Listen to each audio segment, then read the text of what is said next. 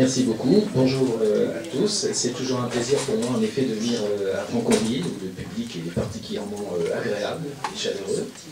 Voilà, alors je vous propose en effet de réfléchir sur cette question. Réfléchir peut-il nous rendre heureux? Donc j'espère que nous allons éprouver un peu de bonheur cet après-midi ensemble. Je voudrais commencer ma réflexion par la référence à une œuvre d'art que tout le monde connaît, et qui me paraît être d'actualité pour un thème comme celui-là, c'est le fameux penseur de Rodin, évidemment. Ce penseur sculpté par Rodin, je pense que vous en avez à peu près tous et toutes une image à l'esprit. Ce qui est frappant quand on regarde cette magnifique sculpture de Rodin, c'est qu'on n'a pas forcément le sentiment que ce penseur soit heureux. Il ne fait pas vraiment figure d'homme heureux. Enfin, je ne sais pas si j'aurais dû amener une représentation d'ailleurs de cette sculpture, j'y pense maintenant. Le corps entier semble en effet plié sous le poids du souci. Vous vous souvenez que tout se passe comme s'il avait la tête lourde de pensées métaphysiques. Il se tient le front au creux de la paume.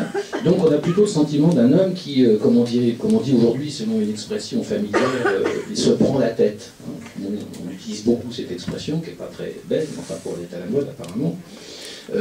Il se prend la tête, il semble accablé de pensées, qui sont des pensées dont on ignore évidemment le contenu. Il semble plonger dans ses pensées plutôt que dans le bonheur. Encore une fois, il ne donne pas vraiment l'impression d'être heureux, ce penseur de Rodin. Alors, en face de ce penseur, qui ne donne pas une image de bonheur, on pourrait faire référence à ce qu'on appelle couramment l'imbécile heureux. L'imbécile heureux, il semblerait que ce soit le contraire, il se pose là, mais il ne se pose pas de questions, par définition. Il profite de la vie, en tout cas c'est ce qu'il dit, dans la mesure de ses possibilités. Il y a toujours une sorte de petit sourire scotché sur son visage, sans trop savoir pourquoi d'ailleurs. On a le sentiment qu'un rien le rend heureux, mais il faudra peut-être mettre des guillemets à heureux, encore une fois. Une mauvaise blague, une bière, une chaise longue, le simple fait d'exister peut-être. Enfin bref, on a le sentiment qu'il a une sorte de don, je parle de l'imbécile heureux toujours, le fait de sentir, sans même s'en rendre compte, que l'existence, le simple fait d'exister, est une sorte de privilège. Alors, qui est vraiment le plus heureux? En effet, c'est la question que je voudrais poser au début de cet exposé. Est-ce que c'est le penseur, ou est-ce que c'est celui que j'appelle ici l'imbécile heureux?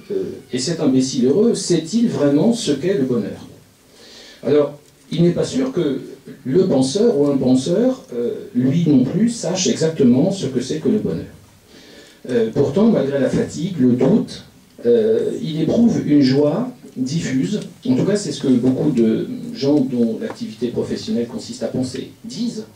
Il éprouve une joie diffuse à se développer au contact de ses pensées, voire peut-être à se demander simplement s'il est heureux. C'est-à-dire qu'il se pourrait que finalement le fait de se demander si nous sommes heureux constitue déjà en tant que tel une pensée qui puisse nous apporter un minimum de bonheur. Peut-être ce penseur ressent-il une étrange satisfaction à prendre la mesure du chemin qui le sépare du bonheur, c'est-à-dire qu'en tant qu'il pense, il sait qu'il n'est peut-être pas heureux, ou en tout cas qu'il ne possède pas ce que nous appelons le bonheur, que j'essaierai de définir plus précisément tout à l'heure. Peut-être éprouve-t-il une sorte de satisfaction à comprendre qu'il ne comprend pas tout, ou qu'il ne comprendra pas tout. L'homme affairé, d'un autre côté, retire du plaisir à régler les problèmes que sa réflexion lui soumet. Je vais revenir tout à l'heure sur la question de l'affairement, sur la question de l'action et de la manière dont, quelquefois, nous nous jetons à corps perdu, justement, dans cette action. Seulement, ce genre de joie, de plaisir, de satisfaction ne sont peut-être pas encore tout à fait ce qu'on appelle le bonheur. En effet, essayons de préciser un tout petit peu, si vous voulez, le sens de cette notion de bonheur. Le bonheur, à la différence de la joie intense ou d'une sorte de satisfaction ponctuelle, c'est-à-dire le plaisir, par exemple, que nous pouvons éprouver d'une manière extrêmement limitée dans le temps. Je crois qu'il faut bien distinguer ce plaisir très limité, cette satisfaction ponctuelle, et ce que l'on appelle le bonheur. Tout le monde sent bien que dans l'idée de bonheur, il y a quelque chose de plus large, de plus vaste. Le bonheur désigne un état beaucoup plus durable qu'une simple satisfaction passagère, évidemment. C'est une sorte de satisfaction complète. C'est ce qu'on appelle le bonheur. Je ne me pose pas pour l'instant la question de savoir si ce bonheur existe, mais j'essaie simplement d'en définir la notion. le fait de coïncider en quelque sorte avec soi-même. Il y a une sorte d'accord avec soi-même qui constitue le bonheur. Coïncider harmonieusement dans une sorte de satisfaction, être en paix avec soi-même, sans forcément aspirer à quelque chose d'autre ou de plus. Voilà. Alors, est-ce que la réflexion est de nature à procurer en nous cet état durable de bonheur, de béatitude, hein, comme dirait Spinoza par exemple, ou bien est-ce qu'au contraire, la réflexion n'est pas ce qui risque de nous priver de cet état de satisfaction que je viens d'essayer de décrire, justement parce que la réflexion ou la pensée va nous faire prendre conscience que justement nous ne possédons pas ce bonheur, et risque de nous inciter à aspirer en quelque sorte à quelque chose d'autre, à aller plus loin. Donc, penser alimenterait plutôt en nous une sorte d'insatisfaction, et c'est une thèse évidemment qu'on peut défendre, et je vais donner des arguments tout de suite en faveur de cette thèse. C'est-à-dire qu'au fond, penser non seulement ne nous donnerait pas le bonheur, mais nous en priverait radicalement, justement parce qu'à partir du moment où nous pensons, à partir du moment où nous réfléchissons, certains diraient nous pensons, nous réfléchissons trop, n'est-ce pas? Eh bien, nous allons prendre conscience de tout ce qui nous manque, de tout ce qui ne va pas, enfin, etc., d'un certain nombre d'insatisfactions, de nos malheurs ou de notre détresse. Autrement dit, penser ne nous permettrait pas de vivre mieux, ou en tout cas d'être, si on entend par vivre mieux, d'être heureux. Nous aurions par conséquent toutes les raisons de douter des vertus de notre réflexion. En même temps, bon, ça c'est pour celui qui s'efforce, celui ou celle qui s'efforce de penser, mais est-ce que celui que j'ai appelé tout à l'heure un peu méchamment l'imbécile heureux, lui-même est heureux? Est-ce qu'il porte bien son nom?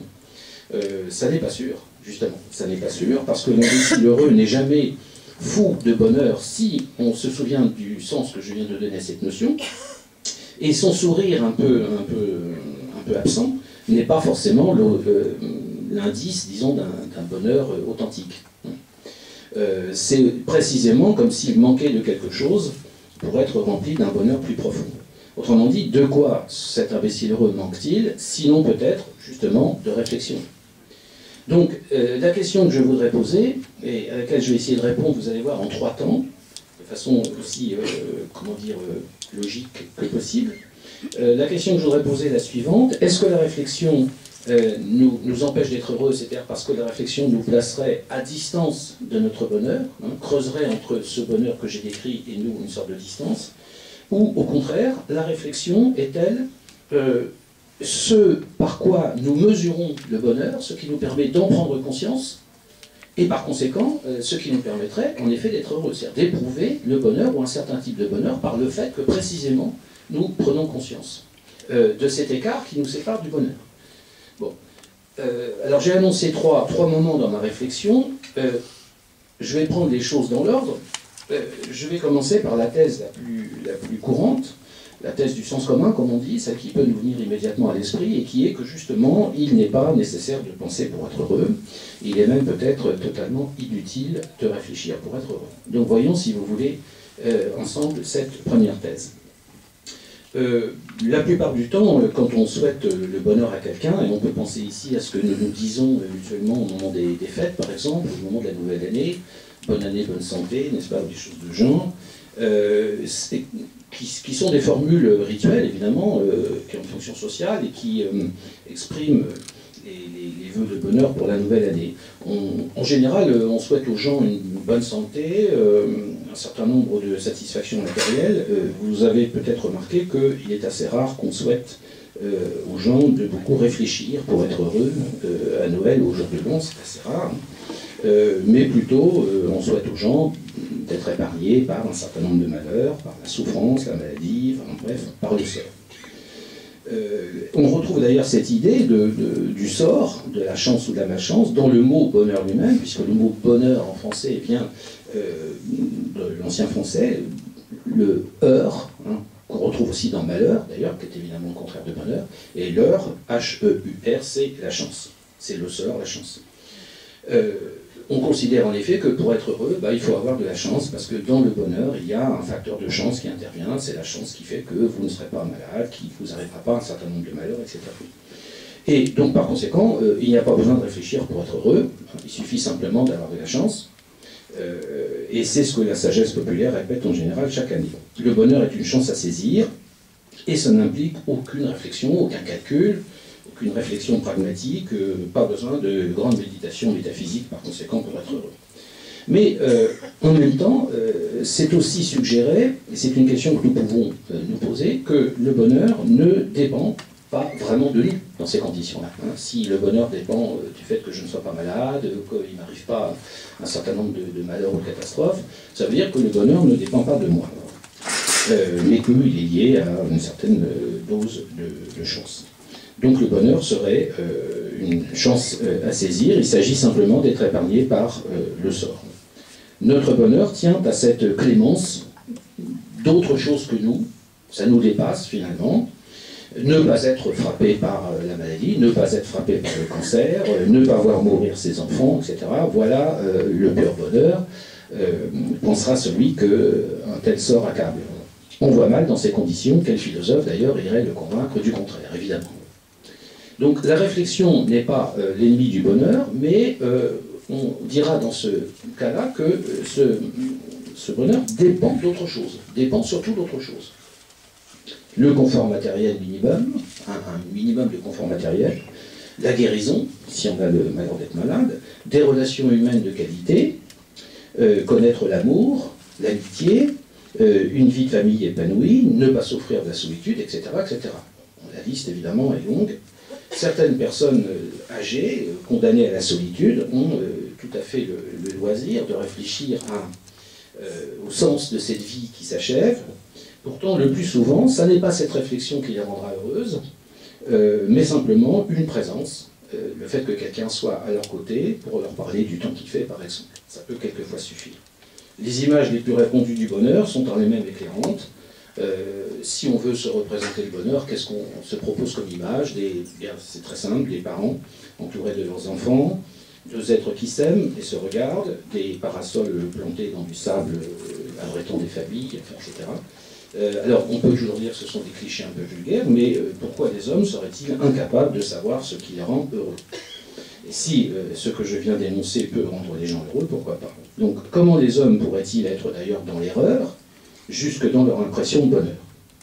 Au nom de quoi, quand ils pensent l'avoir trouvé, pourrait-on leur rétorquer qu'il s'agit d'un bonheur illusoire, et que, sous le parasol, il manquerait les méditations métaphysiques de Descartes, par exemple, pour être heureux. Il y a d'ailleurs dans cette sagesse populaire, voire dans ce refus de la réflexion, puisque je suis toujours dans mon premier moment, hein, qui consiste à essayer de montrer qu'en effet la réflexion n'est pas ce qui va nous garantir d'être heureux, dans cette sagesse populaire, voire dans ce refus de la réflexion et a fortiori de la philosophie, il y a pourtant une option philosophique, implicite, et d'ailleurs séduisante.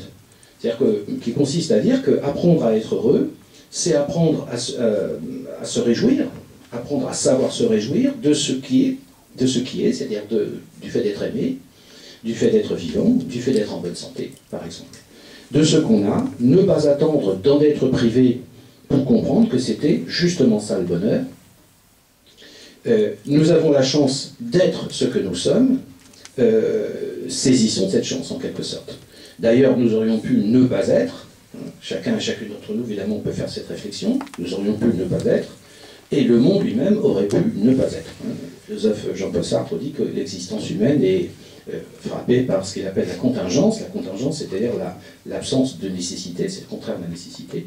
Et effectivement, il suffit de réfléchir un peu pour savoir que moi-même qui suis en train de vous parler, j'aurais évidemment pu ne jamais exister si simplement mes parents ne s'étaient pas rencontrés, etc. etc. Bon. Donc effectivement, notre existence n'est jamais absolument nécessaire, elle est purement contingente, et donc on peut quelquefois se réjouir de cette existence et du simple fait d'exister, et considérer que c'est en soi déjà l'occasion d'un sentiment de bonheur. On peut peut-être ne rien demander de plus, finalement. Alors, c'est cette position commune, cette position du sens commun, qui comporte une intuition tout à fait décisive, en tout cas quant à la nature du bonheur. C'est-à-dire qu'elle nous apprend quelque chose, cette position du sens commun, même si peut-être nous ne la conserverons pas jusqu'au bout, mais elle nous apprend quelque chose, c'est que le bonheur, on est dedans en quelque sorte. C'est-à-dire qu'être heureux, c'est être enveloppé de bonheur.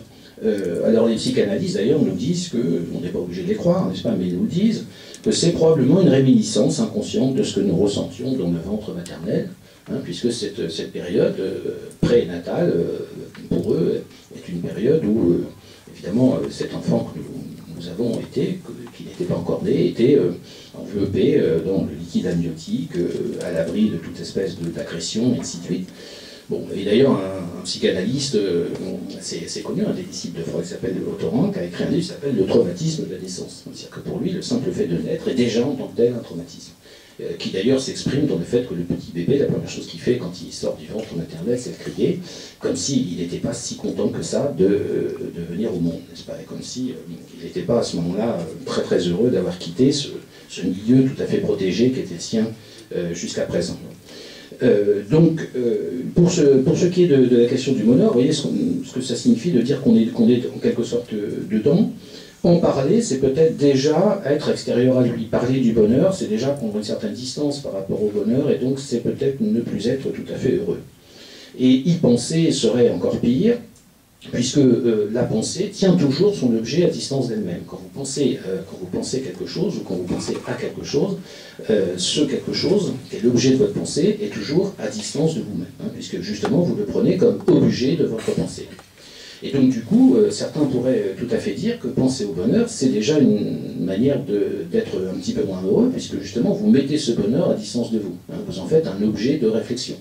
Alors que le bonheur serait peut-être, c'est un argument que certains développent, justement le fait de l'éprouver dans une sorte de sensation immédiate, première, sensation sans médiation, sans intermédiaire. Voilà. Une sorte de jouissance, si vous voulez, qui fait que nous serions totalement dans le bonheur. En même temps, il y a là un paradoxe, c'est que si je communie absolument parlant avec la sensation heureuse que j'éprouve et avec cette jouissance que j'éprouve, le gros inconvénient, c'est que je peux ne pas en avoir conscience du tout. Donc il y a là une sorte de paradoxe, c'est-à-dire que si je veux avoir conscience du bonheur, d'une certaine façon, je suis obligé de m'en distancier, mais si je ne m'en distancie pas, je n'en ai plus du tout conscience. Et donc ça paraît quand même une difficulté sur laquelle je reviendrai. Et du coup, on pourrait dire que si la pensée ne nous rend pas heureux, du moins peut-elle nous dire que nous avons été heureux. Sur le moment, nous n'en avions pas toujours conscience, mais maintenant que ce bonheur est loin, par exemple, notre réflexion est capable de le reconnaître. Et on peut éprouver un certain sentiment, sinon de bonheur, du moins de quiétude, n'est-ce pas, à l'évocation, par exemple, et surtout quand on commence à atteindre un certain âge, disons, l'évocation des moments heureux de notre existence. C'est quelque chose qui peut avoir une vertu apaisante, c'est quelque chose qui peut effectivement nous aider à vivre et nous donner une certaine forme de bonheur. Alors, pour ce qui est de cette position commune, cette opinion commune, elle présente notre bonheur comme se passant de réflexion, mais en plus, elle va plus loin, enfin, c'est-à-dire qu'elle considère qu'il ne faut même pas réfléchir du tout pour être heureux. C'est-à-dire qu'elle définit ces moments de bonheur par la cessation même de toute réflexion. Là encore, j'ai évoqué tout à l'heure des formulations populaires, mais se vider la tête, hein, c'est une expression qu'on entend souvent aujourd'hui, se vider la tête, même si pour certains de nos contemporains, ça ne doit pas prendre beaucoup de temps. Ne plus se prendre la tête, hein, c'est l'expression qu'on entend souvent, et comme si vraiment la réflexion devenait l'ennemi du bonheur, alors que l'activité intellectuelle, au contraire, serait à proscrire parce que ce serait une activité qui ferait souffrir, hein, un casse-tête. Là encore, il y a plein d'expressions en français, c'est un casse-tête, se creuser les méninges, c'est ces expressions évidemment, se torturer l'esprit. Hein, la notion de torture, apparemment, ça doit faire mal quand même. Bon, difficile de trouver autant d'expressions populaires pour dire, non pas le bonheur, mais j'allais dire le malheur de penser. La réflexion, donc, à ce moment-là, n'est même plus simplement inutile au bonheur. Si nous suivons ces arguments, ça veut dire qu'elle est le contraire du bonheur, n'est-ce pas? Elle nous condamne au contraire au malheur, etc. Et la réflexion vient planer au-dessus du bonheur comme une espèce de menace. Et cette réflexion qui menace le bonheur, ou en tout cas le bon moment, n'est-ce pas, peut être tout d'abord une simple réflexion pragmatique. C'est-à-dire qu'on peut quand même trouver des arguments qui seraient de nature à justifier cette position, mais de manière simplement pragmatique. Alors vous allez comprendre pourquoi j'utilise cette expression. Par exemple, Il est vrai que quand nous sommes en vacances, ces vacances peuvent être tout à fait gâchées un instant par l'idée de la rentrée qui approche, du plaisir pris à un match de tennis perturbé par le jaillissement dans l'esprit d'un problème non réglé, par exemple, ou de cette angoisse du dimanche soir qui est bien connue.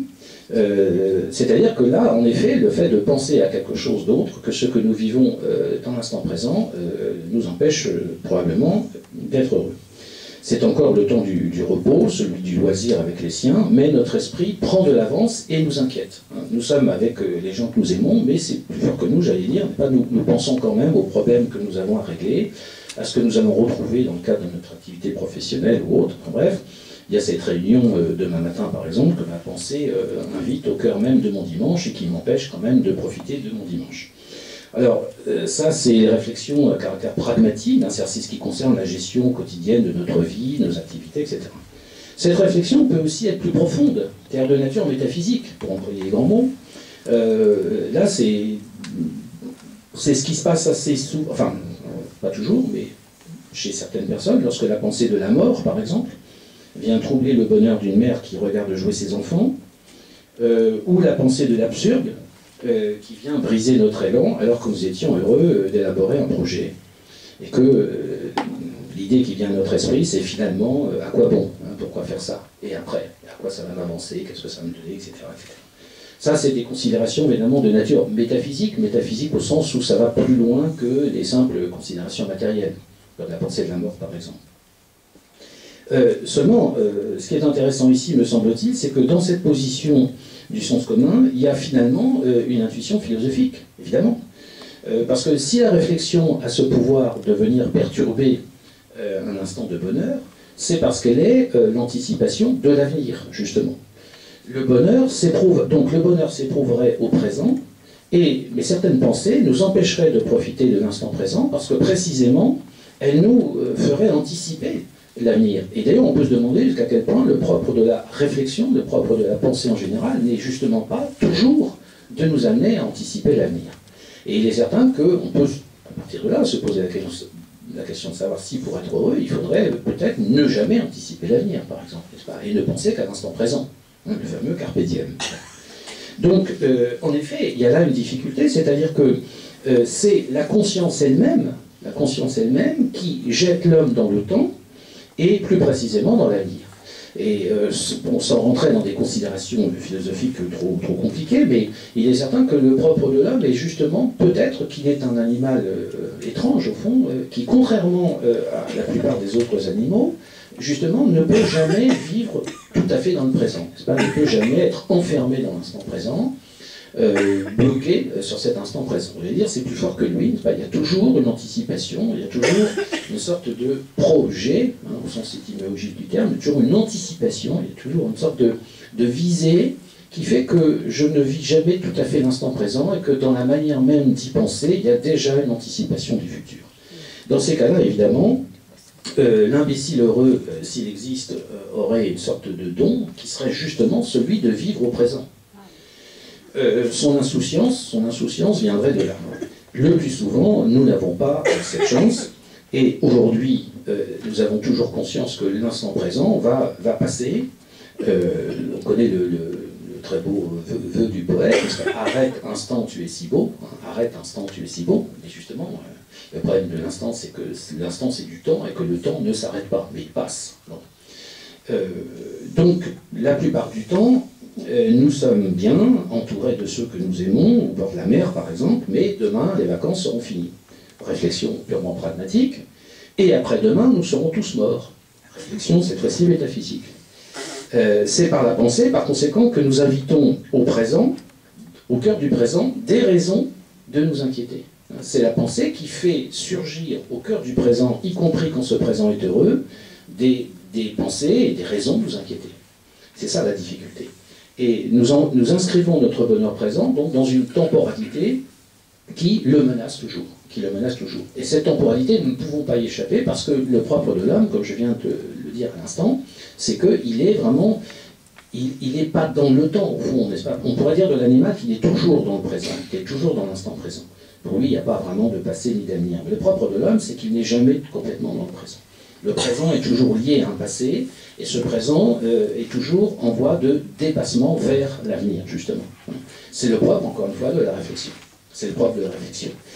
Et c'est peut-être ça, évidemment, qui fait qu'il est très difficile, donc, dans ces conditions, d'être pleinement heureux, fondamentalement, parce qu'il y a toujours quelque chose qui va nous dire que ce que nous vivons, même lorsque nous pensons que nous vivons un moment extraordinairement heureux, il y a toujours ce doute, ce soupçon qui va venir planer. Par exemple, je suis éperdument amoureux d'une femme dont j'ai la chance d'être aimé, vous savez que ce n'est pas toujours le cas.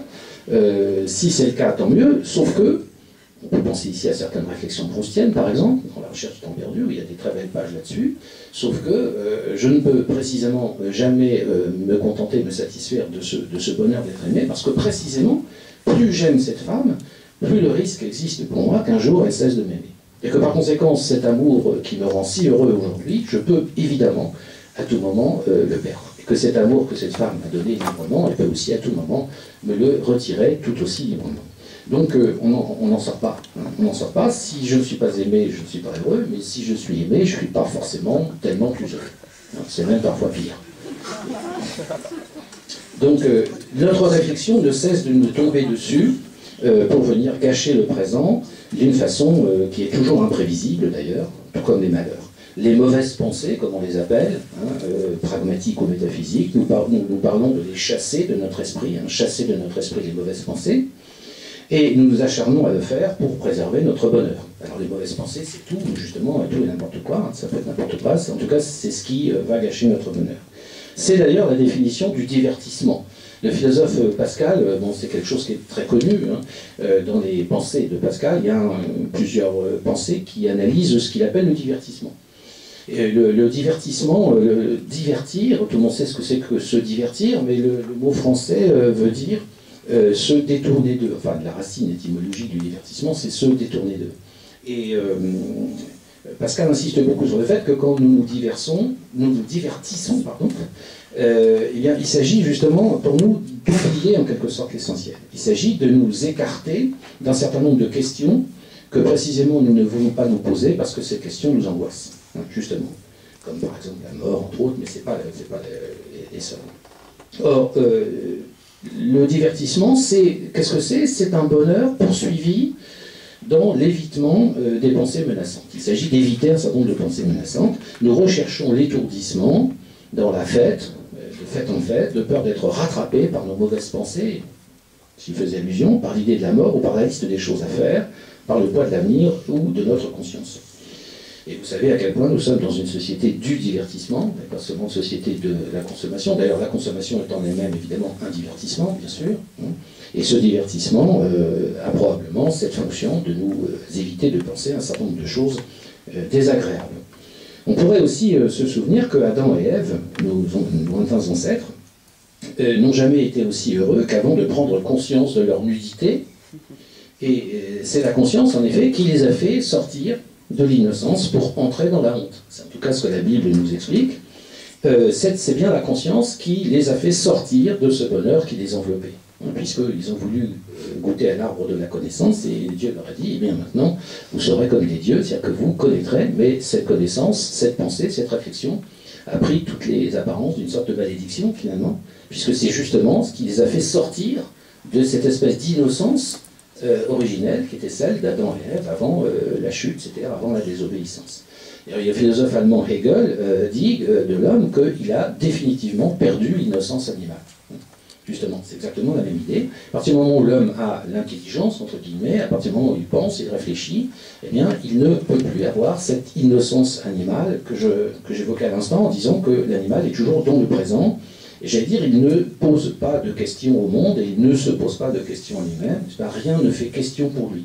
Du moment le seul problème, c'est de trouver à manger, se nourrir, se reproduire, etc. Bien sûr, c'est rassurer des besoins physiques ou vitaux, disons élémentaires, mais évidemment, il n'y a pas de réflexion métaphysique chez lui. Donc, le problème, c'est que la connaissance, la réflexion auquel Adam et Ève ont accédé, a fait naître tant de questions, et elle a fait apparaître ce qu'on appelle la mauvaise conscience. Et la mauvaise conscience est une expression française intéressante, puisque la mauvaise conscience c'est pas seulement la conscience au sens neutre, c'est le sentiment de la faute. Hein. Si vous dites, voilà, j'ai fait ceci, mais j'ai mauvaise conscience, ça veut dire j'ai un sentiment de culpabilité. Hein. J'ai honte, je me dis que j'aurais pas dû faire ce que j'ai fait, etc. Mauvaise conscience. On pourrait presque dire que mauvaise conscience, c'est presque une expression pléonastique. Hein. C'est-à-dire qu'il y a une sorte de répétition, hein, puisque dans mauvaise conscience, il y a l'idée que c'est la conscience qui, en effet, me fait revenir sur... C'est le propre de la réflexion d'ailleurs. Hein. La réflexion en français, là encore, c'est un mot intéressant qui veut dire que c'est le retour sur soi. Un peu au sens où le miroir réfléchit l'image. Hein. C'est une réflexion sur soi-même, c'est un retour sur soi-même. Et c'est ce à quoi nous condamne la réflexion. Si nous sommes intelligents, entre guillemets, au sens simplement, comment dire, technique du terme, c'est-à-dire si nous avons un cerveau qui est capable de produire des pensées, etc., eh bien en effet, nous sommes condamnés, si je puis dire, à la réflexion, et alors nous sommes condamnés à cette espèce de distance que j'évoquais tout à l'heure, et qui, d'une certaine façon, nous empêche d'être heureux si le bonheur, c'est au contraire cette confusion avec soi-même, cette immersion dans l'océan de la vie, comme dit là encore le philosophe Hegel. Il dit, celui que j'ai cité tout à l'heure, qui nous dit que l'homme a perdu définitivement l'innocence animale. Pourquoi? Parce que, justement, nous ne sommes plus immergés dans l'océan de la vie. Je trouve que c'est une très belle formule, et l'écrivain Romain Rolland parlait du sentiment océanique de la vie. Et il y a d'ailleurs un échange intéressant entre Romain Rolland et Freud, le fondateur de la psychanalyse, dont vous avez l'écho au début du livre de Freud qui s'appelle « Malaise dans la civilisation ». Et Freud revient sur cette lettre que Romain Rolland lui avait écrite et où il parlait du sentiment océanique de la vie. C'est une belle expression qui pourrait effectivement définir le bonheur. Hein, sentiment océanique de la vie, c'est quand vous baignez, vous êtes dans l'eau, dans la mer, etc. Vous êtes porté par cette eau qui est chaude, qui vous réchauffe, qui est chaleureuse, etc. Voilà, c'est le bonheur, c'est ça, cette espèce d'immersion totale. Est-ce que la réflexion, en effet, ne nous condamne pas à sortir de ce sentiment océanique? Oui, probablement. Donc notre conscience et notre réflexion jouent souvent le rôle de rabat-joie, il faut bien dire, il faut dire les choses comme elles sont.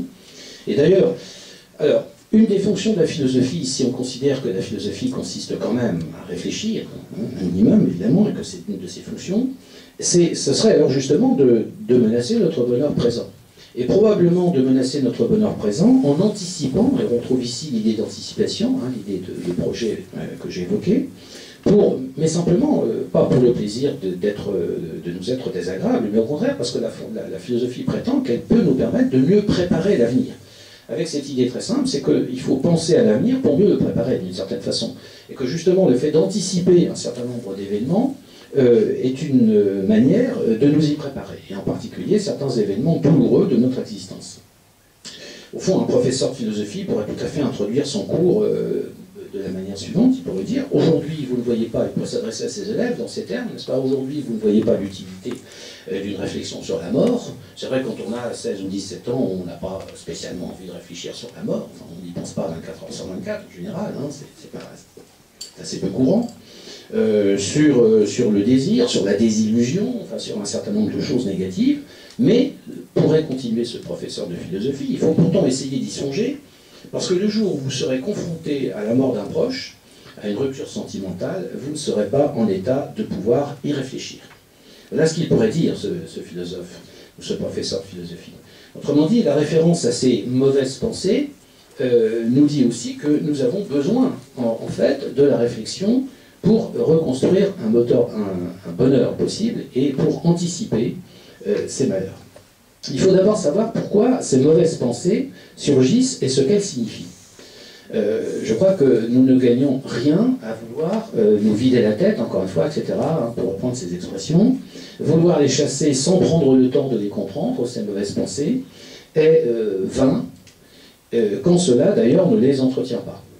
Si la pensée de la mort, la culpabilité, la mauvaise conscience, ou même simplement des réflexions matérielles, nous assaillent souvent au point de nous peser, c'est le signe que le temps est venu d'un peu d'introspection, voire d'une véritable analyse. Tout ceci a un sens et il faut y réfléchir, sortir de la superstition où les pensées mauvaises seraient à chasser d'un brusque mouvement de tête, comme si c'était des sorts jetés ou ces gouttes d'eau dont les sportifs se débarrassent sans cesser de courir. Le superstitieux, c'est quelqu'un qui croit qu'en s'arrêtant sur ses pensées, sans les chasser immédiatement, le superstitieux, c'est quelqu'un qui a peur de ses mauvaises pensées et qui pense qu'il faut effectivement les chasser, le plus rapidement possible, et que c'est comme de cette manière que je pourrais m'en débarrasser. Alors que si j'y réfléchis, si j'accepte de réfléchir à ces mauvaises pensées, alors au contraire, elles seront d'autant plus réelles et j'en souffrirai encore davantage. Évidemment, ça n'est pas la position de la plupart des philosophes, comme vous pouvez l'imaginer. Pour eux, au contraire, essayer d'y réfléchir, c'est au contraire la meilleure façon de s'arranger avec elles, de les analyser, d'éviter qu'elles reviennent trop souvent nous gâcher la vie, soit directement sous forme de pensée consciente, soit indirectement sous forme de pensée inconsciente, ou par exemple sous la forme de l'angoisse. Bon, on pourrait évidemment citer ici la position qui est celle de la psychanalyse, qui nous montre bien que de toute façon nous ne pouvons pas nous débarrasser d'un certain nombre de pensées plus ou moins inconscientes, et que le refoulement notamment est le plus mauvais des destins pulsionnels, comme dit Freud, puisque lorsque je ne veux pas voir quelque chose, lorsque je ne veux pas entendre, comprendre quelque chose, eh bien, ce quelque chose fait retour, c'est ce que Freud appelle le retour du refoulé, et il fait retour sous forme de symptômes, sous forme de rêves, de cauchemars aussi, sous forme de difficultés existentielles, sous forme d'angoisse, enfin bref, sous forme de toutes sortes de pathologies qui, quelquefois, du coup, nous font demander l'aide du psychiatre ou du psychanalyste. Donc, dire que la réflexion menace notre bonheur, est-ce que ça n'est pas simplement reconnaître que c'est surtout la réflexion qui nous permet d'avoir conscience de notre bonheur? Si la réflexion menace notre bonheur, c'est parce qu'en réalité, nous avons conscience de notre bonheur, mais grâce à la réflexion. Autrement dit, la réflexion peut venir intensifier notre bonheur, surtout parce qu'elle nous dit la valeur de ce bonheur. Je crois qu'on ne peut pas faire l'apologie de la non-conscience, de l'inconscience, de la non-réflexion, puisqu'il suffit de réfléchir simplement à cet argument, à savoir que c'est au contraire la réflexion qui va nous donner la conscience de notre bonheur. Et je dirais la valeur de notre bonheur, la valeur de ce qui est vécu. Si on reprend l'exemple d'une mère entourée de ses enfants, évidemment, comme dit là aussi l'expression populaire, elle nage dans le bonheur. Vous connaissez l'expression, nager dans le bonheur. Ça reprend la métaphore liquide et océanique que j'ai évoquée tout à l'heure. Mais est-ce que cette mère ne sera pas encore plus heureuse si elle réfléchit à la valeur de cet amour qu'elle sent en elle, pour ses enfants, à sa dimension de don, à la façon dont il se démultiplie, ce don, dans la manière même dont il se donne, ce qu'il a d'universel, voire de nécessaire, etc. Autrement dit, vous voyez, il y a là toutes sortes de réflexions qui, non seulement ne vont pas diminuer le bonheur que cette mère éprouve dans sa relation avec ses enfants, mais au contraire l'intensifier. Donc là, on voit bien que la réflexion n'est pas l'obstacle ou la négation du bonheur, mais que c'est exactement le contraire. Peut-être, est-ce que justement c'est cette saisie de la valeur de ce qui est vécu qui transforme un simple bon moment, une simple satisfaction passagère, en bonheur authentique, en authentique bonheur. Est-ce que là, donc, la réflexion n'est pas ce qui va intensifier, ce qui va radicaliser ce bonheur, ce qui va le rendre plus fort, plus beau, plus intense? Et c'est donc la position exactement inverse à celle de l'imbécile heureux que j'évoquais tout à l'heure. Et je crois qu'on ne peut pas faire l'apologie, n'est-ce pas, de cette absence de réflexion, tout simplement parce que cet imbécile heureux, au fond, on pourrait dire qu'il ne mesure pas son bonheur. Et il ne mesure pas son bonheur puisqu'il n'en a pas conscience, et du coup son bonheur reste mesuré, évidemment. L'imbécile heureux ne connaît jamais ni l'exaltation, ni la béatitude. Donc, si l'on dit, comme le sens commun le fait, que notre bonheur ne dépend pas d'abord de notre réflexion, mais de notre santé, de nos amours, de nos richesses, etc., etc., eh bien, il est quand même facile de faire observer, et beaucoup de philosophes l'ont fait évidemment, notamment Pascal que j'évoquais tout à l'heure, mais d'autres après lui, ou avant, nombreux sont les hommes qui possèdent tout cela, qui possèdent toutes les satisfactions matérielles, comme on dit, possibles, imaginables, et qui pourtant ne sont pas heureux et ne trouvent pas le bonheur. L'oncle Picsou est très malheureux sur son tas de pièces d'or, et l'avare chez Molière est un homme dont personne ne pourrait envier le sort, puisque il est profondément malheureux, il est aigri, il est méchant, il n'a plus aucune relation positive avec qui que ce soit, puisqu'il soupçonne n'importe quelle personne qui l'approche de vouloir lui dérober sa chère cassette, enfin, etc., etc. Donc c'est le malheur absolu. Il y a aussi chez le philosophe Spinoza, philosophe du XVIIe siècle, juste après Descartes, très très belle analyse que je ne vais pas développer ici, j'en ai pas le temps, mais oui, il montre bien que la plupart des projets des hommes, enfin ce que les hommes vivent, se ramènent à trois choses essentiellement. Hein. C'est-à-dire qu'il y a les richesses, donc tout ce qui se rapporte à l'argent. Deuxièmement, il y a les plaisirs sensibles, les plaisirs du corps, et troisièmement, le pouvoir, hein, la puissance, le pouvoir politique, etc. Et alors, il fait, dans un très beau texte qui est la préface à un livre qui s'appelle La réforme de l'entendement, le traité de la réforme de l'entendement, il fait une très belle analyse où il fait une déconstruction, il démontre que chacun de ces trois biens matériels ne sont pas des vrais biens, sont des pseudo-biens qui ne peuvent pas nous apporter le bonheur. Pourquoi? Parce qu'à chaque fois, justement, nous devenons finalement esclaves de ces biens. Et il montre bien, par exemple, qu'en réalité, nous sommes possédés par ce que nous croyons posséder. Et je crois que dans une société comme la nôtre, qui nous incite constamment à la consommation, à la possession, nous ferions bien de réfléchir sur cette très belle formule de Spinoza, disons que nous finissons toujours par être possédés par ce que nous croyons posséder. C'est nous qui nous faisons posséder. Vous savez l'expression familière en français quand on dit « il m'a bien possédé », ça veut dire « il m'a bien eu », je me suis fait avoir, je me suis fait rouler dans la farine, etc. Et donc, en réalité, ces pseudo-biens, ces biens matériels, ne peuvent pas nous assurer la satisfaction que nous cherchons. Et évidemment, Spinoza, qui est un philosophe, va nous montrer que c'est au contraire dans l'activité intellectuelle, dans la pensée, dans la réflexion, que l'homme peut trouver le bonheur. Pourquoi? Tout simplement parce que le bonheur, c'est le fait d'être en accord avec soi-même, c'est le fait d'être en paix avec soi-même, et que je ne peux y parvenir que dans la mesure où, étant ce que le philosophe grec Aristote appelait un animal raisonnable, c'est-à-dire un animal qui a la raison, un animal qui a cette faculté de penser, je ne peux être heureux que dans la mesure où je suis en accord avec mon concept, avec ma définition, dans la mesure où je me réalise dans ma définition.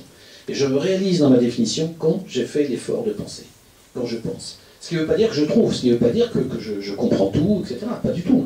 Hein, simplement, je me mets en chemin, je suis en quête de quelque chose. Hein, c'est le cheminement qui compte, ça n'est pas le résultat. La philosophie ne promet pas que vous allez trouver le Graal, le savoir absolu, etc. etc. Non. Mais c'est dans le cheminement, dans la quête, dans la recherche de ce bonheur que vous allez trouver la satisfaction. Alors, je referme la parenthèse spinoziste, mais vous voyez, ce que l'on peut montrer, c'est que si beaucoup d'hommes qui ont pourtant, vous connaissez l'expression populaire, là aussi, c'est toujours intéressant de réfléchir sur ce que nous dit la langue de tous les jours. Parfois on dit, ah, il avait tout pour être heureux. Combien de fois ne disons-nous pas cette formule? Il avait tout pour être heureux. C'est extraordinaire le nombre de gens qui avaient tout pour être heureux. Ils avaient tellement tout pour être heureux qu'ils sont fondamentalement malheureux. Hein, que quelquefois ils vont même jusqu'à se suicider, ce qui prouve qu'ils ne devaient pas être très heureux quand même. Et en tout cas, ils ne sont pas heureux, ça c'est clair. Et d'ailleurs, comment pourrait-il être, puisque le problème des biens matériels, c'est que vous n'en avez jamais assez. Vous avez remarqué que les gens qui sont très riches considèrent toujours qu'ils ne sont pas encore assez riches, et que s'ils pouvaient être encore un tout petit peu plus riches, ce serait mieux. Le problème, c'est que s'ils arrivent en effet à être un petit peu plus riches, ils se disent que ce serait bien s'ils pouvaient encore gravir une étape supplémentaire et augmenter encore un tout petit peu, finalement, cette richesse. Ça aussi, c'est l'argument de Spinoza, évidemment. C'est-à-dire qu'on est victime de ce qu'on appelle le mauvais infini, comme dit Hegel, c'est-à-dire que ça n'en finit jamais. Alors c'est comme le pouvoir. C'est bien de vouloir le pouvoir ou la puissance et de dominer les autres hommes. Mais là, ce qui est très embêtant, c'est qu'à ce moment-là, il faut être esclave de la foule et du vulgaire, comme dit Spinoza, puisqu'il faut être démagogue, il faut flatter les gens, il faut aller dans le sens de ce qu'ils attendent, il faut serrer la main à tout le monde, il faut être très gentil avec tout le monde, parce qu'on a besoin d'être élu. Et pour être élu, évidemment, on est prêt à tout. Voilà. Alors après, le troisième bien matériel, c'est les plaisirs sensibles. Spinoza dit qu'il y a un très gros inconvénient avec les plaisirs sensibles, c'est que quand vous éprouvez le plaisir, vous avez à peine éprouvé le plaisir que déjà vous êtes sur la pente descendante. Et que quand vous avez atteint l'acmé du plaisir, la jouissance absolue, n'est-ce pas, vous savez très bien que cette jouissance absolue coïncide avec son extinction. Ça ne dure pas très longtemps, hein, la jouissance, le plaisir absolu en général.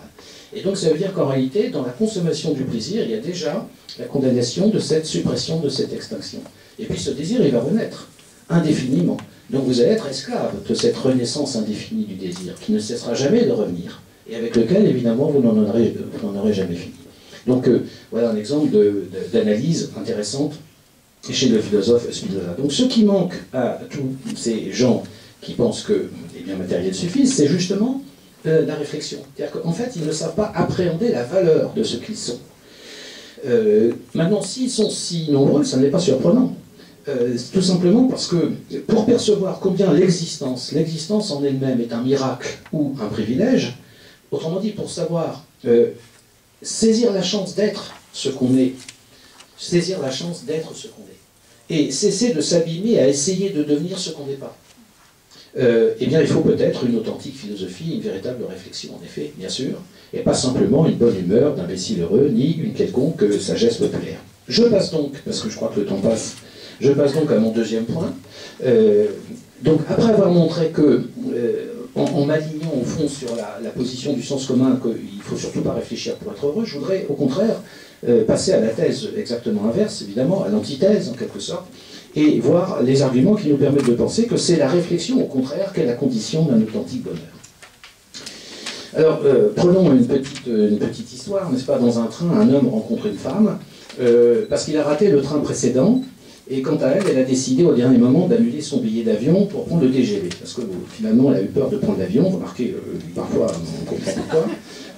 Et alors, ils se plaisent tout de suite, ils décident sur le quai de dîner tous les deux, et ils passent la nuit ensemble. Donc là, le bonheur, si c'est un bonheur, est un cadeau du hasard qu'il faut savoir recevoir sans se prendre la tête, justement, comme dirait l'opinion commune. Seulement, il est possible de lui objecter que ce qui nous rend heureux, ce n'est pas tant le simple fait de ce heureux hasard que la pensée de ce hasard, justement. Notre façon d'en prendre toute la mesure, par la réflexion. Lorsque nous allons revenir sur cet événement extraordinaire qui nous est arrivé. Si cet homme dans le train qui a la chance de rencontrer cette femme merveilleuse est un imbécile heureux, alors il ne se posera aucune question, il profitera de la rencontre et de l'instant, comme de toute rencontre et de tout instant. Ça n'ira pas plus loin. Au contraire, s'il est plutôt du genre penseur, entre guillemets, il sera fasciné par l'agencement des circonstances qui ont rendu la rencontre possible. C'est-à-dire qu'il s'interrogera sur les raisons pour lesquelles il a raté le train en question, sur la conjonction fortuite avec l'effroi de cette femme devant la perspective de prendre l'avion. Il mesurera combien cette rencontre aurait pu ne pas avoir lieu, évidemment, et son bonheur en sera multiplié d'autant. C'est quand il va prendre la mesure, si vous voulez, de la chance extraordinaire qu'il a eue de cette rencontre de série indépendante, n'est-ce pas, comme on dit, que son bonheur sera multiplié. Et c'est en ce sens que ce voyageur pourrait être qualifié d'épicurien. Comme Épicure, il développe une certaine pensée qui a le pouvoir de le rendre plus heureux.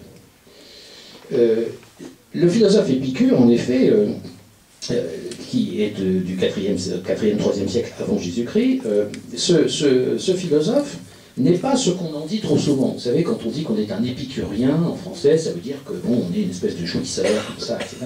C'est pas, en réalité, c'est presque un contresens, parce que, loin d'être un apologue de la jouissance à tout craint, si je puis dire, il nous invitait simplement à gagner notre bonheur par une pensée précise, justement, du hasard qui fait que nous avons cette chance d'exister, etc. Le problème, c'est que les philosophes grecs, et je ne peux pas développer ça trop longtemps, mais avaient une conception qui leur rendait le bonheur relativement accessible, je dirais, simplement parce que ils avaient le sentiment que l'homme avait sa place, en quelque sorte, dans l'univers, dans le cosmos. Ce cosmos aurait pu ne pas être, mon existence singulière encore moins, mais du coup, c'est en y réfléchissant que nous pouvons vraiment goûter le bonheur, que nous pouvons être sensibles au privilège inouï d'exister. Et plus on réfléchit à cette chance, à cette contingence, encore une fois, au fait que nous aurions pu ne pas exister, eh bien, plus on jouit de soi et de son existence, au cœur même de ce qui aurait pu ne pas être. Cette existence, c'est comme la rencontre dans le train, elle n'avait aucune raison particulière d'être, et pourtant elle existe. Donc il y a en effet de quoi se réjouir à ce moment-là. Et donc même lorsque le bonheur, comme dans ce train, nous tombe dessus, il ne congédie pas notre réflexion pour autant, au contraire, elle a le pouvoir de l'authentifier et de l'intensifier. Donc cette méditation sur le hasard, je trouve, confère à l'épicurisme une sorte d'actualité. L'épicurisme nous propose une façon de penser notre existence, non pas dans l'angoisse, mais dans la joie d'exister au présent. Vous savez, c'est la fameuse formule latine carpe diem d'Horace, qui veut dire en latin profite du jour, profite de l'instant présent. Et ce qui ne veut pas dire du tout qu'il faille se vautrer, encore une fois, dans l'excès ou la luxure, n'est-ce pas? Au contraire, les plaisirs les plus simples, ne manquer de rien, ne pas souffrir, suffiront à nous remplir du bonheur d'exister. Et ces philosophes vont proposer ce qu'on appelle des exercices spirituels, qui ont par exemple pour fonction d'apaiser notre peur de la mort. Épicure nous dit qu'il n'y a pas à redouter la mort, n'est-ce pas? Il n'y a rien à craindre, puisque lorsque nous sommes vivants, enfin l'argument est très connu, mais je le rappelle quand même, lorsque nous sommes vivants, la mort n'est pas, puisque nous sommes vivants, donc nous ne sommes pas morts, c'est une logique imperturbable. Et lorsque nous sommes morts, nous ne sommes plus vivants, par conséquent, nous ne sentons plus rien. Bon, c'est un argument qui est intéressant, puisque finalement, il dit, avec la mort, disparaît notre propension à souffrir. De la même, on peut prendre une autre référence qui est le philosophe allemand Schopenhauer, qui est du XIXe siècle, et pour Schopenhauer, qui était considéré comme un grand pessimiste, eh bien, la mort, en tout cas, n'est pas le saut dans un inconnu effrayant, mais c'est le simple retour au néant dans lequel nous étions finalement plongés avant que la naissance ne nous en arrache. Donc, pour être heureux, il ne faut pas forcément chasser l'idée de la mort en s'étourdissant dans le divertissement, mais au contraire, y penser correctement, mais sans faire une idée adéquate. Ce qui dépend de toi, dit le stoïcien Marc Aurèle, c'est accepter ou non ce qui ne dépend pas de toi. Autrement dit, la mort ne dépend pas de nous, mais l'idée que nous nous en faisons dépend de nous. Donc nous devons agir sur ce qui dépend de nous. Hein, c'est-à-dire sur l'idée que nous nous en faisons. Puisque nous ne pouvons pas agir sur ce qui ne dépend pas de nous. Vous savez, les stoïciens faisaient une distinction intéressante. Ils disaient il y a deux choses dans la vie. Il y a des choses qui dépendent de nous, puis il y a des choses qui ne dépendent pas de nous. Et il faut commencer par évacuer ce qui ne dépend pas de nous. C'est pas la peine de nous en occuper, puisque de toute façon, nous ne pouvons rien faire par rapport à cela. Par contre, il faut agir sur les choses qui dépendent de nous et les représentations que nous nous en faisons. Donc, refuser ce qui ne dépend pas de nous, la mort d'un être cher, la supériorité professionnelle d'un concurrent, l'admiration de notre femme pour un autre homme, ce qui est toujours un grand malheur, évidemment, c'est ajouter au premier un second mal, c'est-à-dire la colère, la haine, la jalousie, etc., etc. L'accepter, c'est au contraire lui être supérieur. C'est en réfléchissant que nous trouverons les clés de notre bonheur. Alors je prendrai un autre exemple contemporain auquel nous sommes régulièrement confrontés, c'est le problème de l'embouteillage, dès lors que nous montons dans notre voiture. Dès que nous sommes pris dedans, cet embouteillage ne dépend pas de nous, mais la rage dans laquelle il nous met dépend évidemment de nous. Si nous raisonnons et que nous comprenons que cet embouteillage s'explique simplement pour des raisons tout à fait rationnelles, c'est-à-dire par l'heure à laquelle nous sommes partis, et plus généralement par la civilisation dans laquelle il s'insère, si nous comprenons que nous ne pouvons pas changer cet embouteillage, mais que nous avons le pouvoir de changer la colère, l'affect, l'émotion qu'il crée en nous, ça nous permettra de ne pas ajouter la colère à la perte de temps, et d'en profiter pour écouter par exemple à la radio une émission nous renseignant sur l'état du monde. Alors nous vaincrons notre énervement et nous éprouverons le pouvoir de notre volonté. Encore faut-il évidemment qu'il y ait des programmes intelligents à la radio, ce n'est pas toujours le cas. Au-delà de ces divergences entre sagesse antique, donc épicurisme, stoïcisme, ce qui est intéressant, c'est la similitude, si vous voulez, de ces philosophies antiques. Et vous savez qu'il y a un certain nombre de philosophes aujourd'hui qui nous disent qu'il faut vraiment revenir aux philosophes de la période antique, parce qu'il y a vraiment une très grande sagesse chez ces philosophes. Et pour ces gens-là, n'est-ce pas, la théorie était vraiment, si vous voulez, la philosophie était vraiment une pratique réelle qui pouvait en effet nous apporter le bonheur. Ce bonheur que la réflexion nous permet d'atteindre. Chez les stoïciens, ils appelaient ça l'ataraxie, c'est-à-dire l'absence de trouble. Ce qui nous fait souffrir, en effet, c'est de manquer de quelque chose que nous désirons. La plupart du temps, notre souffrance ou notre inquiétude, notre angoisse, enfin comme vous voudrez, vient du fait que nous manquons de quelque chose. Ou plutôt, nous croyons que nous manquons de quelque chose. Ou nous nous persuadons que nous manquons de quelque chose. Et nous nous en persuadons tellement bien qu'en effet, nous souffrons de ne pas avoir ce dont nous pensons que nous manquons. Vous voyez ? Alors qu'en réalité, nous manquons peut-être pas du tout de ces choses-là, qui peuvent être d'ailleurs totalement inutiles, et qui, évidemment, probablement, nous apporteront pas le bonheur, sauf si on considère que d'avoir le dernier modèle de l'iPhone 6 de chez Apple à 7000 € et 700 €, pardon, c'est suffisant, va nous apporter le bonheur et donner un sens à notre vie. Voilà. Alors, ce qui est la différence entre les anciens et nous, c'est que finalement, ils étaient beaucoup plus avancés que nous, comme quoi, vous voyez, tout n'est pas une question de chronologie, puisque nous autres modernes avons perdu cette complicité propre aux anciens, entre la pensée et la vie. Pour les philosophes de cette période, il y avait une espèce d'harmonie possible entre l'homme et le monde. Ce qui est tout à fait frappant aujourd'hui, si vous voulez, et là j'avance parce que je vois que le temps passe, c'est que si le sage spinoziste, par exemple, qui faisait l'apologie de ce que Spinoza qui parlait de la béatitude intellectuelle. La béatitude, c'était la connaissance la plus élevée, la connaissance du troisième genre, et cette connaissance-là, pour lui, c'était le fait de comprendre les raisons pour lesquelles nous agissons comme nous le faisons. comprendre, et donc être la cause de nos actions, la cause adéquate de nos actions, comme il disait. Évidemment, le modèle spinoziste est parfois difficile à atteindre dans les embouteillages ou dans les réunions de travail, mais il nous dit quand même que lorsque nous connaissons bien les choses, donc lorsque nous nous faisons une idée adéquate, nous sommes prémunis contre la désillusion, et donc nous en souffrons moins. Par exemple, si nous comprenons que notre amour pour quelqu'un signifie nécessairement, et là je crois qu'il faudrait souligner nécessairement, notre dépendance à son égard. C'est-à-dire qu'aimer quelqu'un, c'est nécessairement être dépendant de ce quelqu'un. Dépendant. Parce que nous avons besoin, pour être heureux, de la présence d'un autre que nous. Alors, nous comprenons aussi qu'un tel amour ne peut aller sans une part de souffrance, d'attachement, ou peut-être même de jalousie.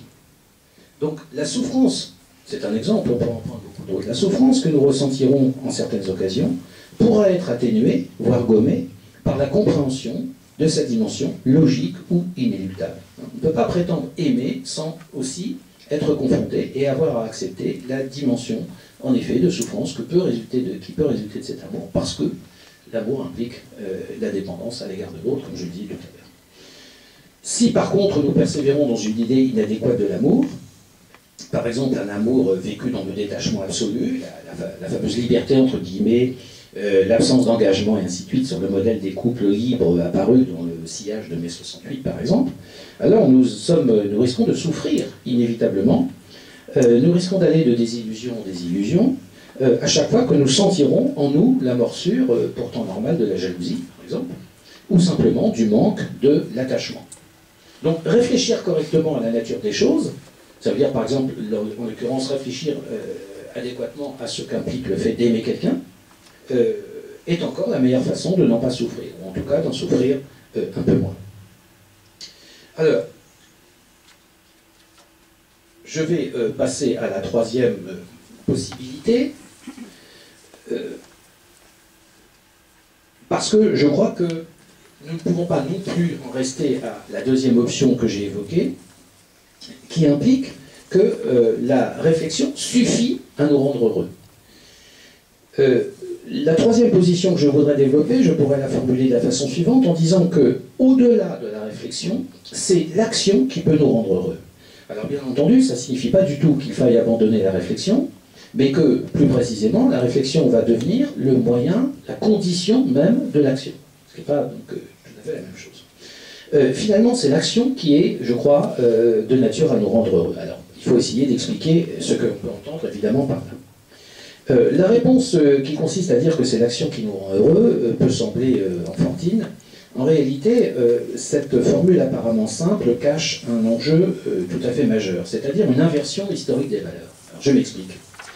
Là encore, il faut revenir aux anciens. Chez les anciens, et quand je dis les anciens, ça veut dire les philosophes de l'Antiquité grecque et latine, les anciens accordaient en effet beaucoup d'importance à la réflexion, dont ils considéraient que c'était ce qui pouvait nous rendre heureux, mais justement parce que l'action était relativement dévalorisée au regard d'une activité supérieure qui était pour eux la réflexion, n'est-ce pas, qui était ce qu'ils appelaient la vie contemplative. Et l'action était même conçue, chez les Grecs par exemple, c'était très clair, comme une vaine agitation, parce que la vérité était pensée comme immobilité. Par exemple, le philosophe Parménide, qui fait partie de ce qu'on appelle les présocratiques, donc Parménide, c'est un philosophe dont il nous reste que très peu de choses, enfin des fragments, donc c'est avant Platon et Socrate, évoquait l'un immobile, et Platon, le célèbre Platon, parlait du ciel des idées. Ces idées, pour lui, étaient éternelles, elles étaient fixes, elles étaient dans un monde qui n'est pas le monde sensible dans lequel nous vivons, et toute la philosophie pour lui, ou toute la réflexion d'ailleurs, consistait à s'élever du monde sensible au monde intelligible.